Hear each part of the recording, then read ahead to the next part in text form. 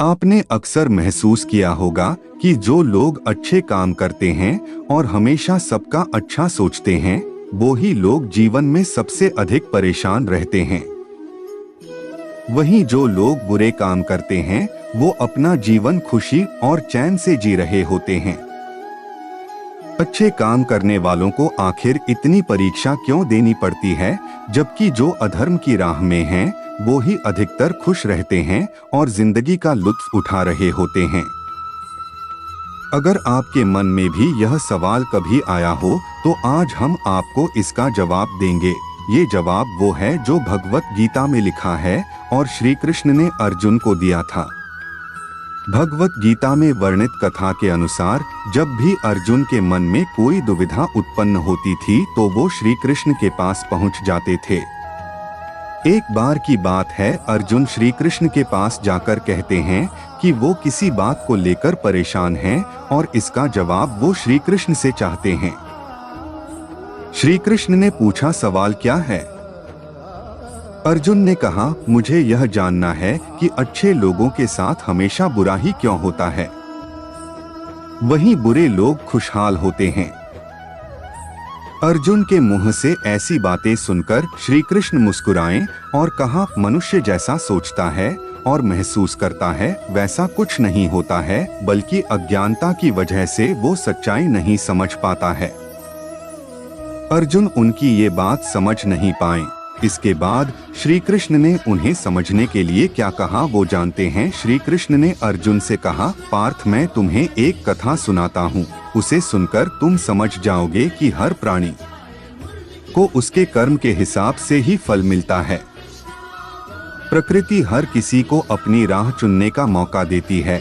अब वो मनुष्य की इच्छा पर निर्भर करता है कि उसे धर्म की राह चुननी है या अधर्म की। कथा शुरू करते हुए श्री कृष्ण ने कहा, एक नगर में दो पुरुष रहते थे। एक पुरुष व्यापारी था जिसके जीवन में धर्म की बहुत महत्ता थी। वह पूजा पाठ में यकीन रखता था। वह हर रोज मंदिर जाता था और दान धर्म भी करता था और हर रोज भगवान की पूजा करता था। वहीं दूसरा पुरुष बिल्कुल विपरीत था। वह हर रोज मंदिर तो जाता था, लेकिन पूजा करने नहीं बल्कि मंदिर के बाहर से जूते चप्पल चुराने। उसे दान और धर्म से कोई लेना देना नहीं था। समय बीतता गया और एक दिन बहुत जोर की बारिश हो रही थी। इस वजह से मंदिर में पुजारी के अलावा कोई नहीं था। यह बात जब दूसरे पुरुष को पता चली तो उसने सोचा कि ये सही मौका है मंदिर का धन चुराने का। पंडित से नजर बचाकर उसने मंदिर का सारा धन चुरा लिया। उसी समय धर्म कर्म में विश्वास रखने वाला व्यक्ति भी मंदिर पहुंचा। दुर्भाग्य से मंदिर के पुजारी ने उसे ही चोर समझ लिया और चिल्लाने लगे। वहां लोग एकत्र हो गए और उसे बहुत मारा। किसी तरह वो खुद को बचते बचाते वहां से निकला तो दुर्भाग्य ने उसका साथ वहां भी नहीं छोड़ा। मंदिर के बाहर वो एक गाड़ी से टकरा गया और घायल हो गया। फिर वो व्यापारी लंगड़ाते हुए घर जाने लगा तो रास्ते में उसकी मुलाकात उस पुरुष से हुई जिसने मंदिर से धन चुराया था।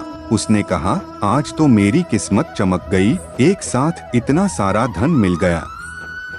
ये सब देखकर उसे बहुत बुरा लगा और उसने अपने घर से भगवान की सारी तस्वीरें निकाल दी। कुछ सालों बाद दोनों पुरुषों की मृत्यु हो गई।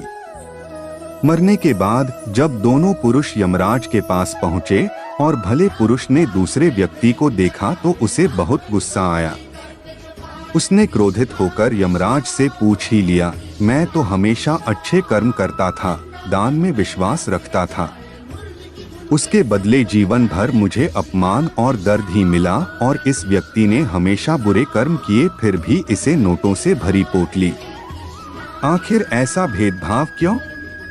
इस पर यमराज ने कहा, पुत्र, तुम गलत समझ रहे हो। जिस दिन तुम्हारी गाड़ी से टक्कर हुई थी वो दिन तुम्हारे जीवन का आखिरी दिन था, परंतु तुम्हारे अच्छे कर्मों की वजह से तुम्हारी मौत सिर्फ एक छोटी से चोट में बदल गई।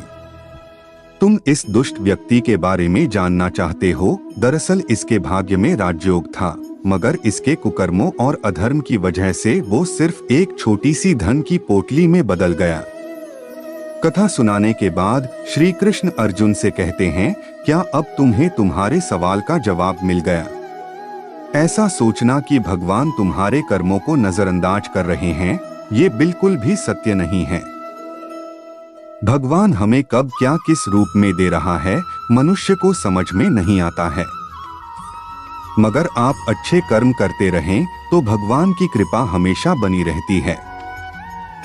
इसलिए अपने अच्छे कर्मों को बदलना नहीं चाहिए, क्योंकि उसका फल हमें इसी जीवन में मिलता है।